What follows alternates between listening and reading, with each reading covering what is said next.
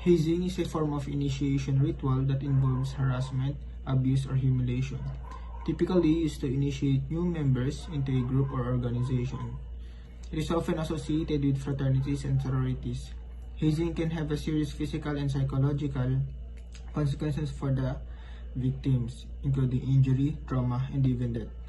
It is generally considered to be harmful and unethical practice, and many institutions have implemented policies to prevent and punish hazing. Hazing is widely considered to be an ethical issue due to its harmful and potentially dangerous nature. Hazing is often used as a rite of passage or initiation ritual, but it can cause a significant harm to the victims, both physically and psychologically.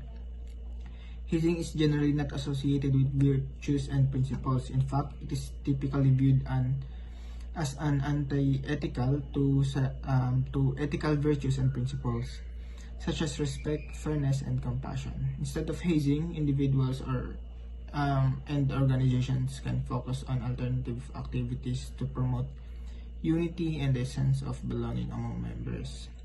This can include team building exercises, community service projects, educational programs, or other activities that encourage positive and inclusive behavior. In our chosen scenario, hazing is a bad practice in a person's life. Many have been its victim. We also don't know if you can handle it or it's the end of you. It's not bad to join a fraternity because each of them has a good advocacy role. The only thing that is difficult to understand is why many people are so shameless in giving so-called initiation rites.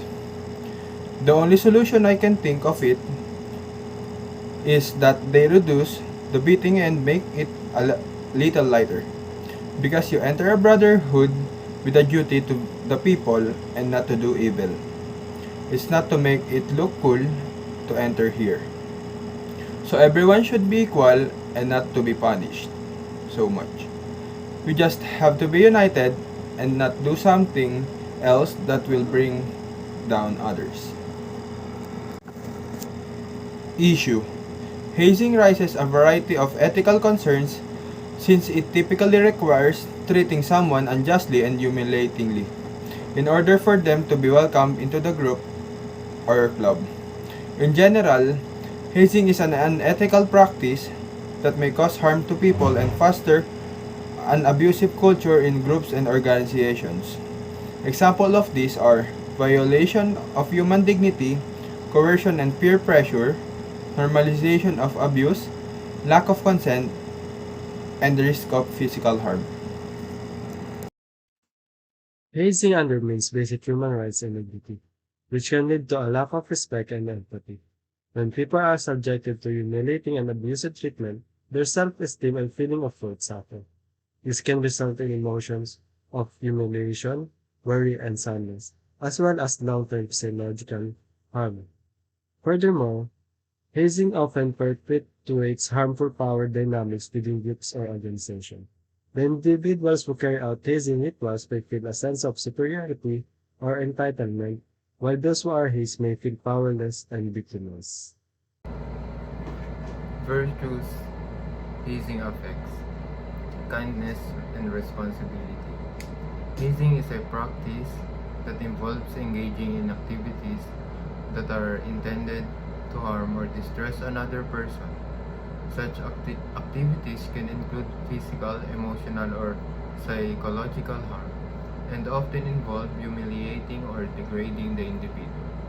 This behavior is not acceptable as it can cause long-lasting damage to the victim's mental and physical health. In addition, hazing can create a hostile and unsafe environment that negatively impacts the entire community. It is important to recognize that hazing is a form of abuse and should not be tolerated under any circumstances. Hazing is a dangerous and irresponsible practice that can have a detrimental effect on an individual's physical and emotional health. The activities involved in hazing are often designed to be physically and emotionally taxing and can result in serious injuries or even death. Additionally, hazing can cause lasting psychological trauma that can impact an individual's mental health for years to come. The long-term effects of hazing can include anxiety, depression, PTSD, and substance abuse, among other issues. Hazing can create a toxic environment that undermines the trust and respect necessary for healthy relationships within a group. So, we know that hazing can have great consequences. Both victims of hazing and those who engage in hazing activities face severe and long term consequences as a result of their conduct. There are two types of harm that hazing causes. The first is physical harm. This refers to hazardous hazing activities that have the potential to inflict serious injury or even death. This might include risky habits like excessive drinking, violence, or other forms of physical abuse. The second type of harm is emotional harm.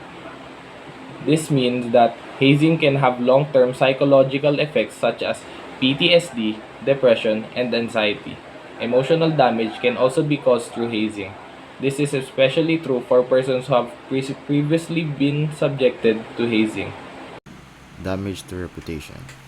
Hazing can cause significant damage to the reputation of individuals, organizations, and institutions involved. Hazing is generally viewed as a form of abuse and can lead to negative publicity, public outrage, and loss of respect from peers and the community. For individuals, hazing can damage their personal reputation and affect their future opportunities. Legal consequences of hazing. Hazing is illegal in many areas, and persons who engage in or organize hazing actions may face legal consequences. Hazing is a form of initiation or ritual that involves humiliating, abusive, or dangerous behavior, often as a way to join a group or organization. Hazing is illegal in many countries and can result in severe legal consequences. The specific consequences of hazing can vary depending on the jurisdiction and the severity of the hazing. Hazing is a significant issue that may hurt both people and society as well. So therefore, we must first acknowledge that it is really a problem. By admitting that hazing is an issue, we choose to speak out or report the occurrence to let others know that it is not acceptable. You can discuss this matter with a dependable friend, family member, teacher, coach, or counselor that could help you in this situation. Hazing is illegal and should never be tolerated. Instead of encouraging hazing, it is critical to promote good initiation rites based on respect, trust, and support. These rituals may foster a strong sense of belonging and community, and it is to promote a culture that is tolerant, inclusive, and courteous. This might include encouraging positive behavior, educate individuals about the detrimental effects of hazing, and creating a welcome environmental for all.